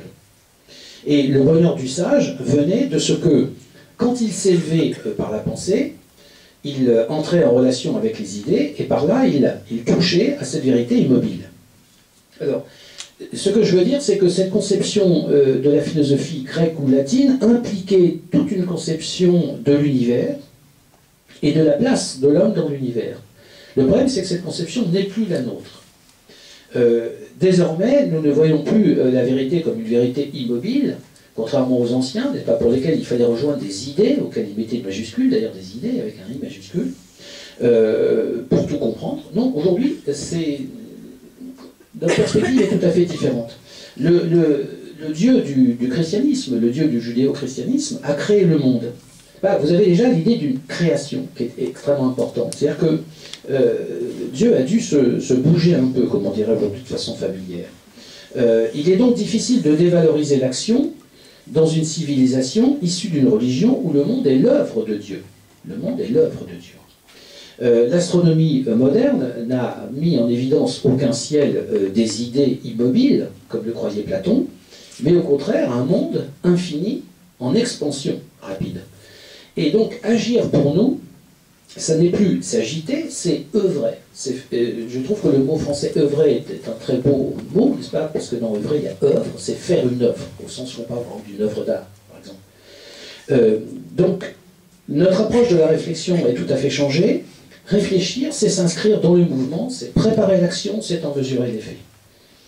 Autrement dit, il y a, à l'époque de la modernité, il y a une revalorisation de l'action qui implique une autre conception du bonheur. C'est là évidemment où je voulais en venir, vous en doutez. Je ne perds pas de vue notre sujet, qui est celui du bonheur. En nous invitant à transformer le monde, l'action nous fait éprouver des affects qui s'opposent terme à terme à ceux des sages anciens. Autrement dit, nous ne nous contentons pas de ce qui est, mais nous aspirons à plus que ce qui est. C'est le propre de l'action, c'est de vouloir faire, c'est de vouloir ajouter quelque chose, c'est de vouloir transformer le monde. En philosophie, on définit parfois très simplement l'action en disant que toute action est transformation de ce qui est en vue de ce qui doit être. Voilà. C'est-à-dire qu'à partir du moment où vous agissez, quel que soit d'ailleurs le domaine où s'inscrit votre action, ça vaut pour tous les domaines, agir c'est toujours ne pas se satisfaire de la situation telle qu'elle est, parce que sinon c'est pas la peine d'agir, autant rester immobile et attendre que ça se passe. Donc si à partir du moment où vous agissez, c'est parce que vous voulez que la situation change. Donc ça veut dire que vous transformez ce qui est en vue de ce qui doit être, en vue de, là encore, entre parenthèses, vous voyez qu'on retrouve la dimension d'avenir et d'anticipation que j'ai évoquée tout à l'heure, en vue de ce qui doit être. Ce qui doit être, le devoir être, c'est ce que vous voulez mettre à la place de ce qui est. Donc vous agissez toujours pour changer la situation. Et d'ailleurs, pour un certain nombre de philosophes, là aussi, tout à l'heure j'ai dit, en me référant à Aristote, que pour Aristote, l'homme est un animal raisonnable. Donc il se définit par la raison, par la réflexion. Oui, mais pour un certain nombre d'autres philosophes, ce qui est aussi important, et là aussi on voit bien la différence, l'évolution, si vous voulez, dans l'histoire des idées, entre les anciens et les modernes. C'est-à-dire que pour les anciens, c'était la réflexion qui était le dernier mot de l'homme. Pour les modernes, c'est une réflexion, mais une réflexion qui prépare l'action.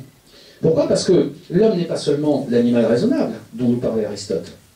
Il est aussi celui qui fait, celui qui agit, celui qui transforme. Un philosophe comme Marx, par exemple, dont on n'est pas obligé, encore une fois, par ailleurs, d'épouser toutes les thèses, mais Marx disait que ce qui définit l'homme, c'est pas la pensée, c'est pas la réflexion, non, c'est l'action, justement. C'est l'action, c'est la transformation. Et il faisait remarquer, ce qui est quand même un argument qui est juste, par ailleurs, que le propre de l'homme, justement, c'est que c'est l'animal qui ne se contente jamais de la réalité telle qu'elle est. Il y a quelque chose qui est frappant quand vous regardez l'homme, et là encore, quand vous faites la comparaison avec l'animal. Tout à l'heure, je disais, l'animal est enfermé dans l'instant présent. Il est toujours dans le moment présent. Bon, pour lui, il n'y a pas de projection dans l'avenir, etc. Et du coup, comme il n'y a pas de projection dans l'avenir, il n'y a pas non plus d'action. Et l'animal ne transforme pas la réalité. Il la prend telle qu'elle est. C'est la raison pour laquelle, d'ailleurs, un animal est parfaitement adapté à une situation donnée, qui est son milieu ou sa niche écologique, n'est-ce pas, comme disent les spécialistes. Et c'est d'ailleurs la raison pour laquelle il est tellement adapté à ce milieu que si vous déportez ce malheureux animal de son milieu, il risque tout simplement de mourir. C'est-à-dire que, parce qu'un animal, quelle que soit l'espèce à laquelle il appartient d'ailleurs, se définit par un certain nombre de paramètres écologiques qui font que un animal qui est fait pour vivre, je ne sais pas, dans la jungle ou dans la très grande chaleur, si vous le déplacez au pôle Nord, n'est-ce pas, il risque de très mal apprécier la chose. Et inversement, etc. etc. Bon. Donc, alors que l'homme est l'animal qui n'est plus un animal de ce point de vue-là, d'ailleurs, entre parenthèses. Tout simplement parce qu'il n'est plus spécialisé. Il n'est plus spécialisé. Donc c'est l'animal qui transforme son milieu. C'est l'animal qui produit, dira Marx, ses conditions d'existence. Et produire ces conditions d'existence, ça veut dire travailler. Et travailler, ça veut dire le milieu dans lequel vous vivez. Et on a quand même observé que les hommes, dans toutes les civilisations, depuis que l'homme existe, dans toutes les traditions, dans toutes les sociétés, y compris dans des soi-disant sociétés primitives, qui d'ailleurs ne sont pas primitives évidemment, puisqu'il n'y a pas de société primitive, il faut toujours mettre beaucoup de guillemets, vous avez toujours chez l'homme le besoin de nier la nature première qu'est la sienne, ce qui veut dire que l'homme transforme son milieu d'origine, transforme les relations qu'il a avec le monde, se transforme lui-même.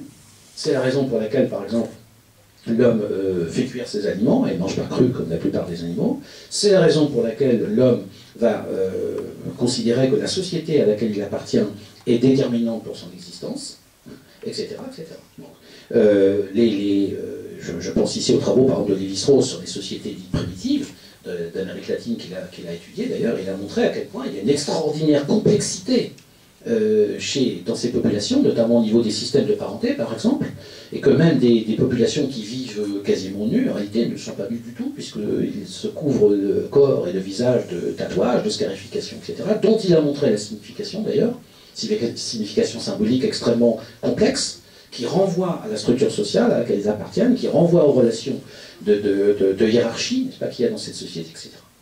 Et qui, en plus, au niveau des structures de parenté, d'ailleurs, sont d'une intelligence extraordinaire, puisque eux sont capables de se reconnaître dans des liens de parenté qui remontent je ne sais combien de générations en arrière, et les malheureux anthropologues blancs occidentaux qui se croyaient très supérieurs, n'est-ce pas, à ces indigènes, avaient surtout besoin de logiciels d'ordinateurs extrêmement puissants pour reconstituer le système généalogique de ces populations. Ça, c'est la petite parenthèse, c'est pour vous parler de sociétés soi-disant primitives. Mais ça veut dire qu'en réalité, il y a toujours chez l'homme une transformation du milieu. L'homme n'accepte pas la nature telle qu'elle est. C'est la raison pour laquelle l'homme n'a plus d'instinct, d'ailleurs. Il n'y a pas d'instinct chez l'homme, comme vous regardez bien. Il n'y a pas d'instinct. C'est ça qui est frappant aussi. Quand on parle d'instinct maternel, non, il n'y a pas d'instinct maternel, malheureusement. Il y a des femmes qui trucident leurs enfants, qui les découpent, qui les mettent dans des congélateurs, etc. Bon, c'est comme ça. Il n'y a pas d'instinct de survie, parce que s'il y a un instinct de survie, il faudrait m'expliquer le suicide, par exemple, n'est-ce pas, ou les comportements où les individus prennent plaisir à se détruire eux-mêmes, ainsi de suite. Il n'y a plus aucun instinct, il y a des pulsions, c'est pas du tout la même chose. Parce que la pulsion n'a pas un objet préétabli. Il n'y a pas d'instinct. Alors que ce qui a comme conséquence le fait que l'animal est entièrement déterminé par ses instincts, l'animal ne peut pas être autre chose que ce qu'il est, il est condamné à être ce qu'il est, c'est un animal, alors que le propre de l'homme, c'est qu'il n'est condamné à rien, et c'est pourquoi on dit qu'il est libre. Il s'auto-détermine, il se donne à lui-même ses propres lois. Et d'ailleurs, la preuve que l'homme se donne à lui-même ses propres lois, c'est que selon que vous vivez en France, en Chine, au Gabon ou ailleurs, vous n'avez pas les mêmes lois. Vous avez remarqué probablement, n'est-ce pas? Il suffit d'être anglais pour être soumis à l'habeas corpus qui n'a pas son équivalent dans le droit français, etc., etc., etc. Bon. On ne mange pas la même chose, on ne s'habille pas de la même façon, on ne parle pas non plus la même langue, ainsi de suite. Donc chez l'homme, tout est différent, tout le temps, parce que l'homme se crée en quelque sorte lui-même. L'homme se produit lui-même. Il est sa propre œuvre, en quelque sorte. Et ça, c'est le travail d'auto-transformation qui fait que l'homme a toujours à devenir ce qu'il est. Et ça, c'est ce que les philosophes appellent finalement la liberté. La liberté, c'est le fait de ne pas être soumis à un déterminisme quel qu'il soit. Et si vous réfléchissez bien, vous verrez qu'il n'y a pas de déterminisme à proprement parler comme tel chez l'homme, ou en tout cas qui n'a pas son équivalent chez l'animal. Voilà. Donc, ce qui est important, c'est cette revalorisation de l'action qui implique, donc, je le disais tout à l'heure, une autre conception du bonheur, parce que, en nous invitant à transformer le monde, l'action nous fait éprouver des affects qui sont la condition parfois du bonheur. Pensez par exemple au bonheur de créer, qui est celui de l'artiste. Pensez au bonheur de penser, qui est celui du philosophe, ou du mathématicien, ou du scientifique, ou de tout ce que vous voudrez. Et ce qui est frappant, encore une fois, c'est que nous n'acceptons jamais les choses telles qu'elles sont, nous voulons toujours davantage. Nous aspirons à plus qu'à ce qui est. Autrement dit, l'autosuffisance construisait le bonheur des anciens, nous poursuivons une autre au son d'un seul cri, ce n'est pas suffisant. Notre bonheur n'est pas de jouir du bonheur, je dirais que c'est plutôt de le poursuivre. C'est de le poursuivre, et de le poursuivre par des moyens, encore une fois, peut-être détournés, qui sont la réflexion et l'action. Et dans cette quête, évidemment, la réflexion, c'est ce qui nous permet de prendre conscience de ce manque. Bien sûr, parce que là encore, sans réflexion, vous ne prenez conscience de rien du tout, si vraiment il n'y a pas de réflexion. C'est-à-dire prendre conscience de ce désir. Donc, alors le problème, par contre, et là, on a l'impression que c'est le serpent qui se mord la queue, et que nous revenons à notre point de départ, parce qu'évidemment, il est clair que cette réflexion peut nous rendre malheureux, ça fait aucun doute, ou en tout cas insatisfait, en nous permettant de comprendre les limites de ce que nous sommes ou de ce que nous vivons. Mais en même temps, c'est un grand bonheur, je crois, à la fois de réfléchir et d'agir, en un sens qu'on pourrait redéfinir, à savoir que poursuivre un but, rien n'est plus important, je crois, dans la vie d'un être humain que de poursuivre un but, de poursuivre un idéal, d'avoir des raisons d'espérer, d'imaginer, d'œuvrer. Donc, la réflexion peut nous apparaître, me semble-t-il, comme la condition d'un bonheur redéfini, c'est-à-dire qui consiste non pas à nous contenter de ce que nous sommes, qui consiste à ne pas être simplement ce que nous sommes, mais aspirer à être ce que nous ne sommes pas encore. Donc la réflexion, à ce moment-là, devient l'instrument privilégié de cette représentation, de ce que je n'ai pas encore, ou de ce que je ne suis pas encore. Et c'est cette représentation qui me jette dans l'action. Il n'y a donc pas, rassurez-vous, je me dirige vers la conclusion, il y a donc ici un renversement, je crois, historique tout à fait décisif, et c'est la différence qui fait, c'est ce qui fait la différence entre les anciens et les modernes, encore une fois, dans notre monde qui est ouvert à l'infini des possibles, dans ce monde dont nous ne connaissons pas l'origine, mais dont nous savons qu'il peut finir, la réflexion peut nous rendre heureux, mais elle nous soumet aussi, sans aucun doute, à un certain nombre d'idées qui peuvent être évidemment angoissantes. L'action dispose dans une situation d'angoisse de vertus apaisantes, mais ça peut ne pas être suffisant, et on le sait bien lorsqu'on voit par exemple un de ses proches saisi par une crise d'angoisse, pour le comprendre, puisque on lui dit toujours, mais enfin, essaie de te raisonner, etc., etc., la belle affaire, hein, ça n'est pas évidemment possible. Donc, qu'est-ce qui peut rendre heureux l'artiste? Ça n'est pas contempler immobile la promesse de son talent, mais c'est bel et bien créer des œuvres. C'est créer des œuvres. Il y a un très beau passage dans une conférence que Sartre avait donnée qui s'appelle L'existentialisme est un humanisme, où Sartre disait ce qui définit un homme, ça n'est pas ce qu'il désire, ou ce à quoi il pense, ou ce qu'il croit qu'il pourrait créer, etc. Mais c'est ce qu'il fait. C'est ce qu'il fait. C'est réellement ce qu'il a fait. Et rien d'autre que ça. Ce sont nos actes qui nous définissent. Hein. On peut toujours dire, et Sartre ironise en disant, ah là là, si j'avais eu plus de temps, j'aurais pu écrire un très bon livre, etc. Mais je ne pouvais pas parce que mon activité professionnelle était trop prenante, je ne sais pas quoi. Sartre dit, bah oui, lui, c'est qu'il n'y a pas autre chose que les livres que j'ai effectivement écrits. Enfin bon, il prend l'exemple des livres ou autre chose. Aussi d'un homme particulièrement rougeat qui dit, ah là, je n'ai jamais vécu de grand amour, mais c'est parce que je n'ai jamais rencontré de femme qui en fut digne. Voilà, alors, le bonheur semble exiger de nous, modernes, que nous trouvions notre place dans la société plutôt que dans le cosmos. Ça, c'est une différence, je crois, de perspective. C'est vraiment dans cette société que nous avons notre place. Et à ce moment-là, la réflexion devient une véritable préparation à l'action. C'est notre réflexion qui met en forme les termes du choix et qui envisage les conséquences. Parce que on peut faire l'apologie de l'action, mais, comment dire, seule la réflexion nous permet d'agir de façon efficace. On dit parfois que agir, c'est... j'ai proposé une définition de l'action tout à l'heure, mais agir, c'est d'abord savoir qu'il faut agir, c'est décider qu'il faut... On dit agir, c'est choisir. Oui, parce que agir, c'est choisir quoi? Qu'est-ce que ça veut dire, agir, c'est choisir? Ça veut dire d'abord, c'est choisir d'agir, et de ne pas rester à attendre que ça se passe. Deuxièmement, c'est choisir le but, la finalité de mon action, ce que je veux faire. Troisièmement, c'est choisir les moyens de réaliser ce but. Et c'est de faire en sorte que les moyens soient en accord avec la fin, par exemple.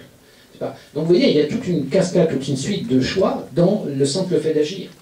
Et donc, on voit bien qu'ici, la réflexion sera fondamentale, et que nous ne pourrons pas nous en passer. Voilà, donc pour conclure, je dirais que la réflexion nous crie au cœur de cette action que le bonheur n'est pas ce que l'on croyait, que ça n'est pas simplement ne manquer de rien. Le bonheur ne peut pas se réduire au fait de ne manquer de rien, contrairement à ce que peut-être pensaient les sages d'hier. Il faut redéfinir le bonheur comme le fait, comme, je dirais, comme dépassement de soi, comme engagement, comme volonté de faire. Il y a un philosophe français qui n'est pas très connu, s'appelait Jules Lequier, avait une très belle formule que j'aime bien, il disait « faire et en faisant se faire ». C'est-à-dire que c'est à travers l'action, à travers tout ce que je fais dans ma vie, que je me construis moi-même, justement parce que, comme je l'ai dit tout à l'heure, et j'ai beaucoup insisté là-dessus, l'homme n'est pas fait. Nous ne sommes pas faits. Nous ne sommes pas tout faits au départ. L'homme n'est pas une donnée immédiate. le petit enfant qui naît, qui sort du ventre de sa mère, est une sorte de, comment dire, d'infini de possibilités. Et il en réalisera un certain nombre, évidemment, il n'en réalisera pas beaucoup d'autres, mais justement, au départ, il n'est pas prédéterminé, contrairement à ce qu'on dit parfois. Hein. Il n'est pas condamné à être ceci ou cela. Quelles que soient ses origines, quel que soit son milieu, quelle que soit sa famille, tout ce que vous voudrez, il y a une ouverture absolue, justement parce qu'il a à être quelque chose, il a à devenir. Il n'est pas entièrement fait, il n'est pas entièrement déterminé.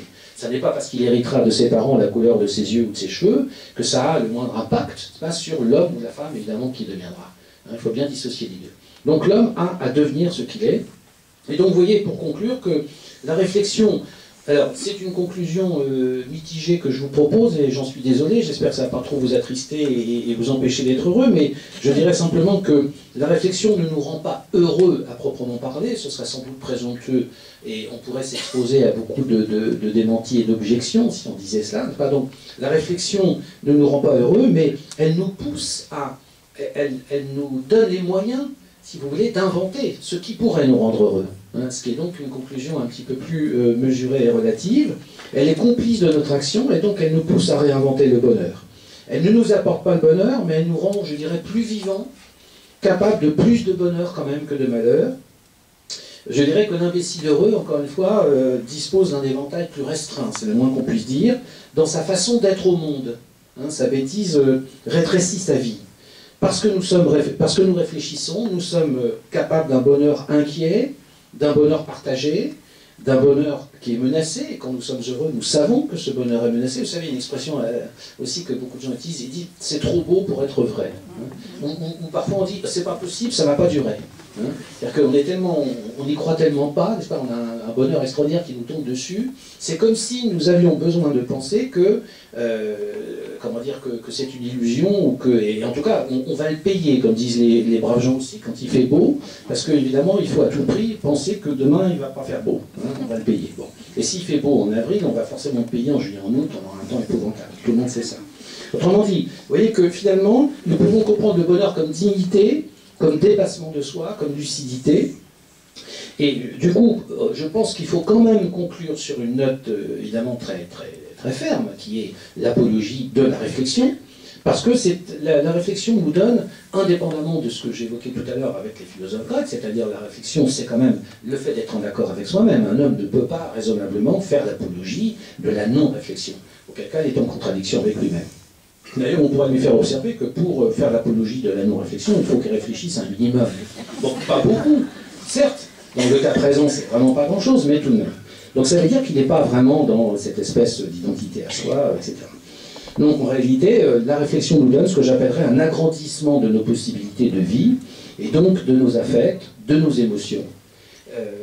La réflexion nous offre cet agrandissement de nos possibilités de vie en nous arrachant justement à l'animalité, à cette espèce d'identité à soi qui est la négation effectivement de la pensée et qui est la nuit de la réflexion et de la pensée. Alors, est-ce que nous y perdons le bonheur comme plénitude absolue, comme satisfaction durable, infinie, comme quelque chose qui nous est, comment vous dire, promis? Là, évidemment, certainement pas. Probablement qu'il y a ce minimum d'inquiétude qui nous travaille toujours et qui caractérise le propre de l'homme. Et qui est le propre de l'homme. Le philosophe Bergson disait « on ne nous a rien promis ». J'aime bien aussi cette formule, même si je vous avoue qu'elle est un peu désenchantée, mais elle peut nous donner peut-être un peu plus de lucidité. Voilà, je vous remercie beaucoup, je vais m'arrêter là.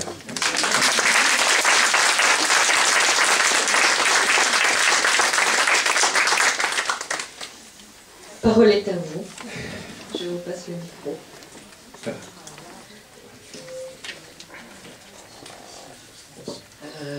Merci, c'était très bien. Moi, je me pose la question sur les Français. Je rentre de longues périodes de maladie, de cure, et on est soigné par une médecine extraordinaire en France et tout, et les gens se plaignent. Alors, je voulais savoir, on est dans le pourcentage, on est un des pays les plus pessimistes au monde. Alors qu'on a la meilleure médecine, on a une éducation gratuite, enfin bon, je ne vais pas tout énumérer, je ne défends aucun parti, mais je me pose la question, pourquoi les Français ne sont jamais heureux? Oui, c'est une bonne question. C'est une bonne question, comme on dit dans ces cas-là. Je ne suis pas sûr de pouvoir répondre, parce que franchement, je ne peux pas m'identifier à tous les Français, hein, je n'incarne pas les Français. Bon, vous ne pouvez pas savoir le nombre de fois où les gens se plaignent de tout. Je sais bien, non, je suis très embarrassé pour répondre à cette question. Il y a un phénomène quand même psychologique, il y a un phénomène psychologique qu'on observe d'une façon générale, et au-delà même de ce qui caractérise les Français, c'est que nous manquons parfois en effet de lucidité, simplement parce que justement, nous sommes dans une situation... La question, c'est d'avoir toujours un minimum de distance par rapport à une situation qui est une situation donnée. Le problème on pourrait peut-être répondre à votre question la chose suivante, c'est que les Français, par définition, sont les gens qui vivent en France. Donc, nous sommes d'accord. Ce sont des gens qui bénéficient effectivement d'institutions et de systèmes, de services publics que vous avez rapidement rappelés. Le problème, c'est qu'on s'habitue. Il y a une espèce de banalisation. C'est-à-dire que très vite, les gens qui vivent dans une situation donnée se disent que ça devrait être encore mieux, même si c'est déjà pas mal. Mais ça devrait être mieux. Et donc, si vous voulez, les gens perdent la capacité, justement, comment vous dire, de cette prise de conscience. Ils ne sont plus capables de mesurer, justement, l'écart entre ceux qui vivent et une réalité qui est déjà en soi tout à fait souhaitable. Il y a quelque chose qui est très frappant. Vous dites que les Français sont très pessimistes, etc. Mais vous savez que un certain nombre d'études psychologiques ont montré, par exemple, que c'est dans les pays qui ont le plus fort niveau de vie, ou le niveau de vie le plus élevé, qu'il y a le plus de suicides. Vous savez ça, c'est inconnu, les sociologues l'ont parfaitement montré. Qu'il y a le plus de phénomènes dépressifs, qu'il y a les consommations de tranquillisants, d'anxiolytiques, etc., les plus importantes. C'est-à-dire, autrement dit, plus ça va bien, plus ça va mal, psychologiquement. C'est quand même très curieux. Et non, justement pas. Et je prendrai un autre exemple. Dans les situations catastrophiques, dans les situations extrêmes, situations catastrophes, comme dit le philosophe allemand Jaspers, les gens ne se suicident pas. Vous savez, quand votre problème c'est de trouver à manger, parce que sinon vous allez mourir de faim, quand votre problème c'est de sauver votre peau, parce que vous pouvez être assassiné, ou tué, ou déporté, ou je sais pas quoi, là vous ne posez pas beaucoup de questions métaphysiques, et là vous ne plaignez pas. Vous n'êtes pas pessimiste. Mais non, justement, je crois que... Non, ce que je reprocherais aux Français, ou aux gens qui ont un très très bon niveau de vie, c'est qu'à un moment donné, ils perdent conscience, justement, de ce dont ils jouissent. C'est ça le problème, si vous voulez. Hein, ils perdent, c'est ce que j'appelais le phénomène de banalisation, etc. Ils perdent conscience, ils ne prennent pas... Il y a des moments, comme on dit, il faut relativiser. Mais c'est vrai qu'il faut relativiser, au sens... Moi, je suis tout à fait d'accord avec vous. Personnellement, il y a beaucoup de choses qui vont mal en France, mais je pense que globalement, ça reste encore probablement un des pays, aujourd'hui, peut-être même au monde d'ailleurs, où il fait à peu près bon vivre, entre guillemets. Je suis tout à fait d'accord avec vous. Et c'est vrai que je ne comprends pas plus que vous le pessimisme sur les Français. Je suis allé passer quelques temps en Chine, j'ai un frère qui habite au Canada, enfin moi j'ai de la famille et tout. Il n'y a pas de comparaison. Quand je reviens en France et que je vois qu'on fait une grève parce qu'il y a pour une journée de congé qui n'est pas accordée, je me dis mais où va le monde? Oui. Et où vont les Français? Mais je crois aussi qu'il y a une surenchère, si vous voulez, dans le...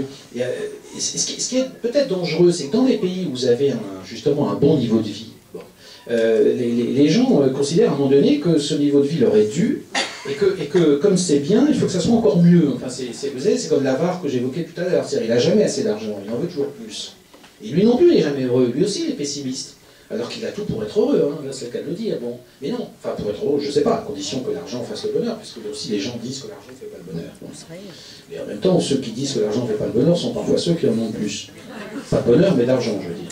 Bon. Et ainsi de suite. Bon. Et donc, si vous voulez, je crois qu'il y a bon, la réponse, ça reste quand même la pensée et la réflexion, mais une pensée intelligente qui va justement vous permettre de comprendre et de prendre conscience de ce que nous avons la chance de vivre en France, justement, de ce que nous avons la chance de vivre dans un pays comme la France.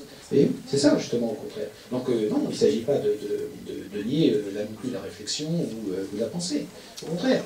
Non, je crois que, si vous voulez, peut-être que nous pouvons tomber d'accord sur le fait que, encore une fois, la pensée et la réflexion, puisque c'est vraiment notre sujet, ça ne va pas nous placer dans un état de jouissance ininterrompue 24 heures sur 24.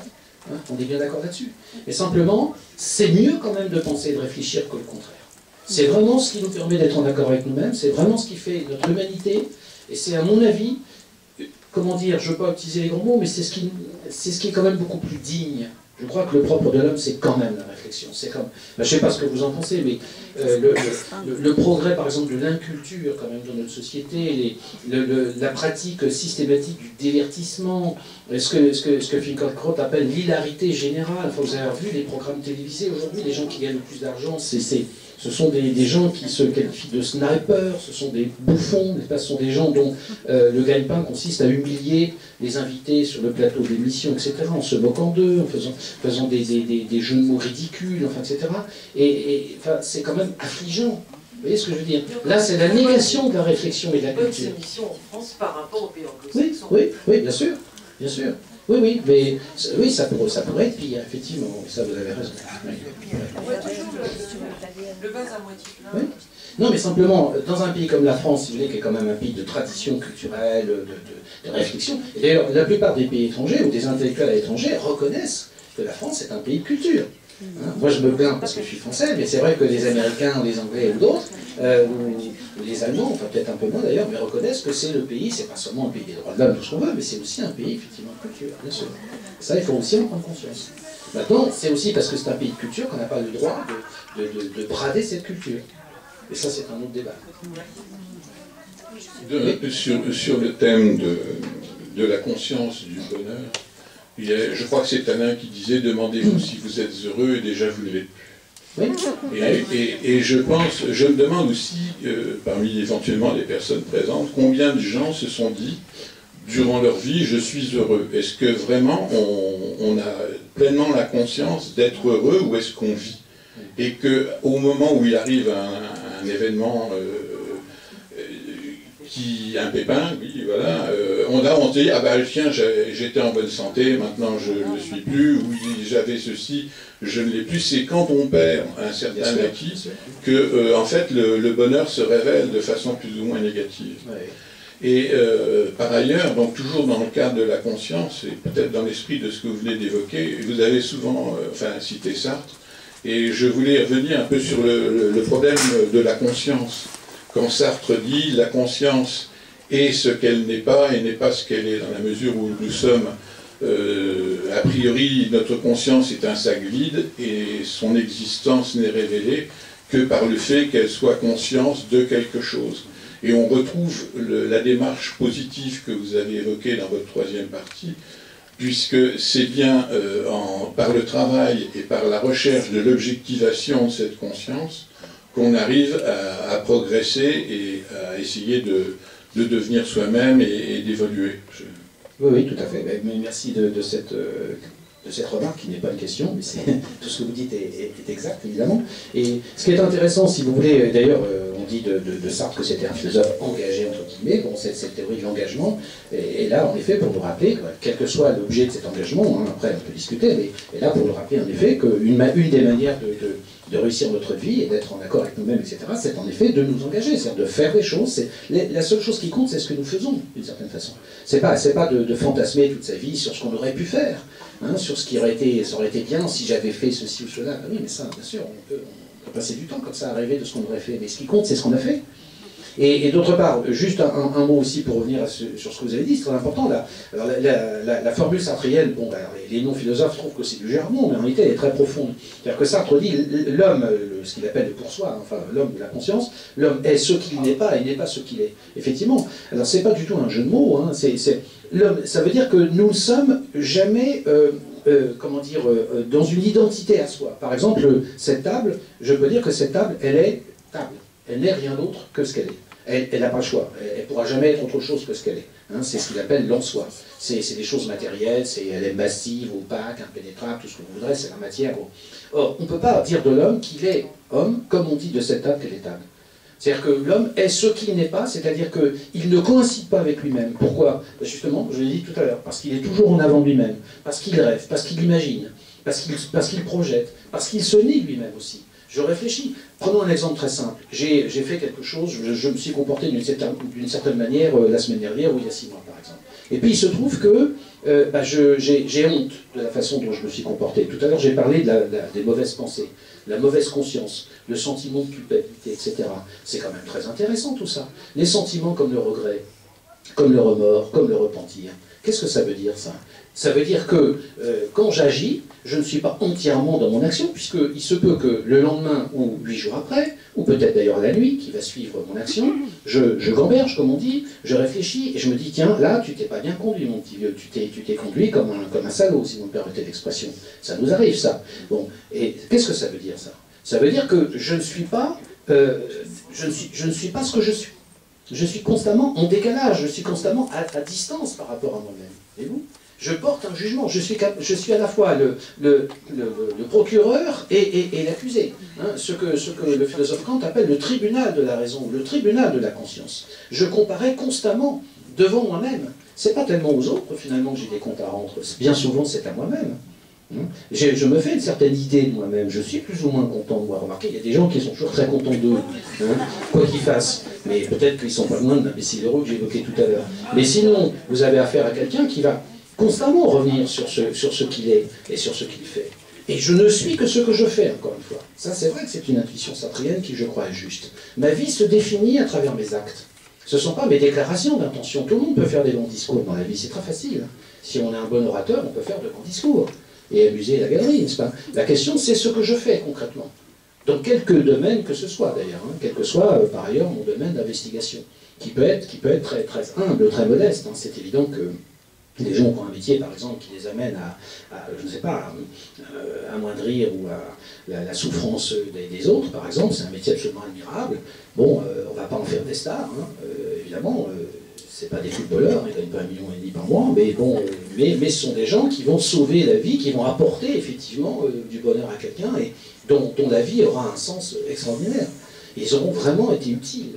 Et ils auront une bonne image de soi-même. Aujourd'hui, il y a beaucoup de gens qui écrivent des livres, des psychologues sur l'estime de soi, etc. Tout ça, moi je veux bien, c'est très bien l'estime de soi, j'ai rien contre, mais justement, posons-nous la question de savoir ce que c'est que l'estime, ce que c'est que l'estime de soi, et comment l'avoir, même si c'est pas une fin en soi d'ailleurs, hein, il ne s'agit pas de poursuivre l'estime de soi, parce que si j'en fais un objet, ça veut dire alors que c'est plus, on ne parle plus d'estime. Hein, ça veut dire que je suis dans la posture, je suis de mauvaise foi. C'est le garçon de café qui joue à être un garçon de café, pour revenir là encore à l'exemple de ça. Voilà, je joue un personnage. Mais le problème dans la vie, c'est pas de jouer un personnage, c'est pas de jouer un rôle, c'est d'être authentique, ce qui n'est pas tout à fait la même chose. Voilà.